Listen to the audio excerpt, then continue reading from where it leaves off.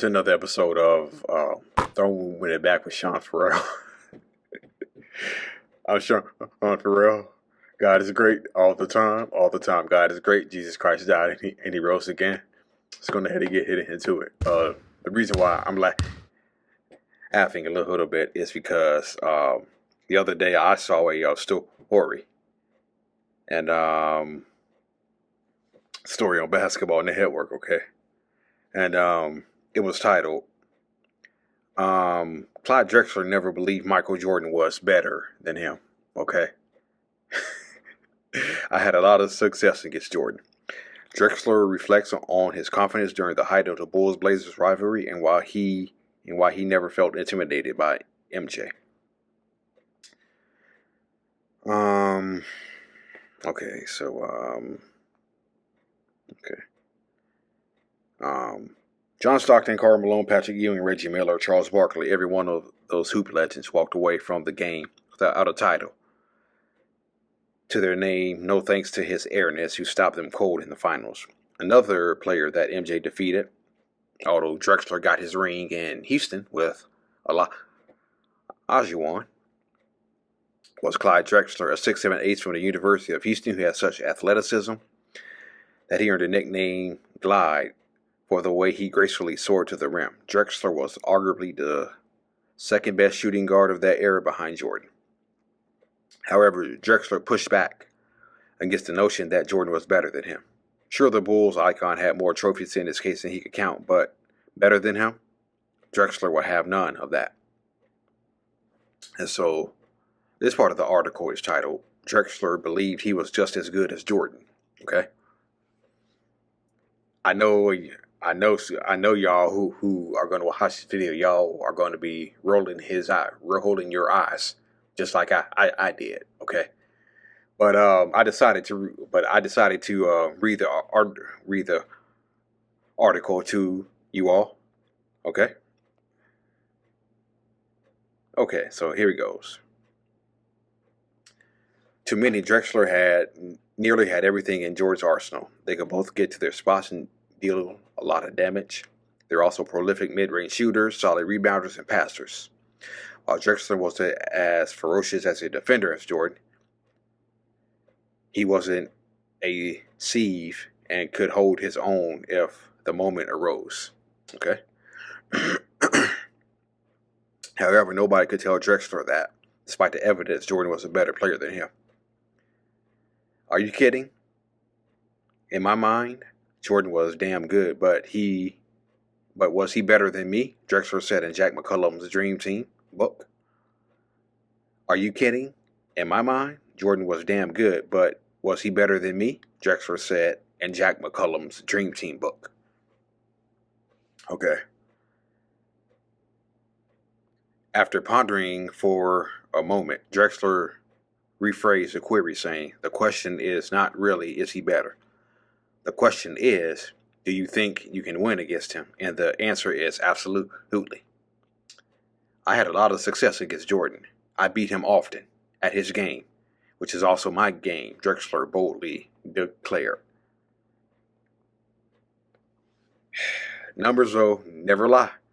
And they show that in 17 regular season games, their teams played, MJ won 10 of those games while averaging 30 points, 6 rebounds, 5.3 assists, and 2.3 steals per game. Their most famous clash came in the 1992 finals. Jordan dominated that as well.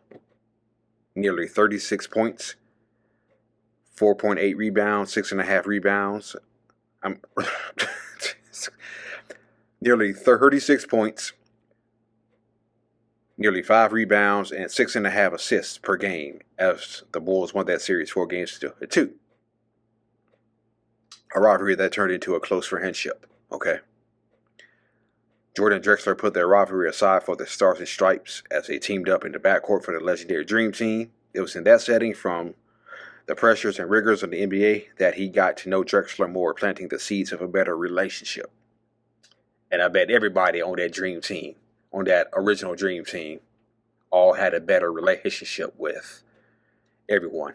Okay. I'm pretty sure John Stockton had a better relationship with Michael Jordan.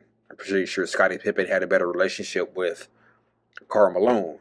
Pretty sure Charles Barkley had a better relationship with Chris Mullin. David Robinson probably had a better relationship with Patrick Ewing. Okay, so yeah. I spend more time with Clyde Drexler playing golf with Clyde Drexler, knowing the competition in '92. We was Portland against Chicago. Who's better? Who's blah, blah, blah, Jordan said. We play golf, we joke around, we text each other. To me, that's the product of the dream team. To me, that's the product of what the dream team did. We talk all the time. Okay. All told, Drexler was always free to believe in whatever he wanted to. However, thinking he was on the same level as the GOAT was too much of a stretch. That's why. That's why. That's why. That's why. Yeah. Yeah. Yeah. I decided to read the article. But I'm still rolling my eyes at the thought that Drexler was better than Jordan, just like you are watching this video are probably rolling your eyes that Drexler was better than Jordan. As a matter of fact, I was reading Michael Jordan's book, okay? And there was this perception among the superstars of the NBA that Drexler really just got by on his talent alone for the majority of his career, okay? There was that perception that Drexler got by on talent and talent alone, okay? And I read in the book about Michael Jordan that Scottie Pippen and Michael Jordan were actually talking about it on a road trip one time, okay? They were talking amongst themselves. They said, just imagine how much more better Clyde Drexler could be if he had a guy like Tex Winter to teach him the fundamentals of basketball. Okay? Yeah. I read that somewhere. Jordan and Pippen were talking about how much better Clyde could be if he had a guy like Tex Winter to teach him the fundamentals of basketball. Okay? So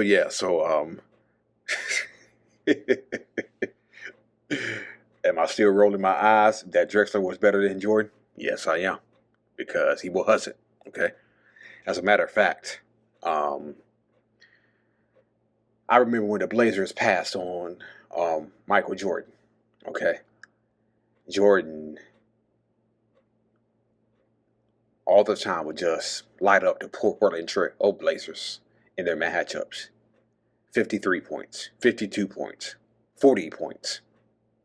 Okay, it was as if Michael Jordan was saying, "Hey, Mike." It was as if Michael Jordan was saying to Portland, "Hey, could have been in yours, okay? I could have been in y'all. Y'all could have won these championships." As a matter of fact, I showed this in a video I made a while ago at the Bulls 1992 championship parade. Michael Jordan said this.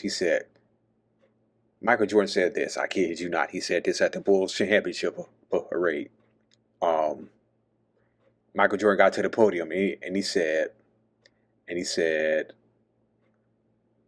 to the city of Chicago, or to the organization of Chicago, thank God you drafted me and not Portland. And I was like, ooh.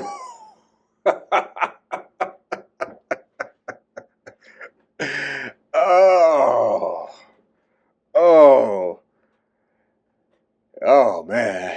Thank God Chicago drafted me instead of Portland. It's like, wow. And you want to know what this all goes back to? Sambu. Ooey. Fair or unfair? Sam Bowie has something to do with this, okay? Portland drafts Sam Bowie, okay? Chicago drafts Michael Jordan. Now Sam Bowie was pretty much healthy in his first season. He played in 76 games in his first season, so he was healthy the whole year, pretty much the whole year. in his rookie season. Jordan played in all 82 games, okay? 28.2. We all know the story on that. But the interesting part is, people point out Michael Jordan was the first one to get hurt. Out of that rookie class, Michael Jordan was the first one to get hurt. Okay? And you can ask Sam Bowie this. Because I saw it in a documentary that he made. Sam Bowie said the comment he heard was the Blazers made the right choice in picking Jordan over Bowie. Okay? That's what Sam Bowie... Yeah, that's what Sam Bowie said. He said it his own self, okay? The comment I heard was, I'm glad the Blazers drafted Bowie over Jordan because Jordan got hurt. But then what happens? Sam Bowie gets hurt, okay? And I remember Jack Ramsey, who was in his final season as head coach in 1986. I remember Jack Ramsey saying it was a devastating blow for the franchise psychologically. Okay. Yeah, it was a devastating blow for the franchise psychologically. And Bowie came back in 1987, played 5 games, got injured again, and then Clyde Drexler tells his story. Sam Bowie's in the preseason game warming up, and Sam Bowie said he felt like something, like a flash, go through his leg or something. And then Clyde Drexler tells the story. He says, Clyde I was like, yeah. He said, I think he got just broke it. And then Clyde Drexler's like, what? Get out of here, man. This is warm-ups. Yeah. Broke his leg in warm-ups. Sat out most of 88, 89. Came back late in the 1989 season. But then, I guess the Blazers said, I guess the Blazers were finished with him because he got traded for Buck Williams in the offseason, okay? And that put Portland over the top as a championship contender. So, yeah. But the original point, Clyde Drexler was never better than Michael Jordan, okay? Never. I'm sorry. Clyde Drexler was never better than Michael Jordan.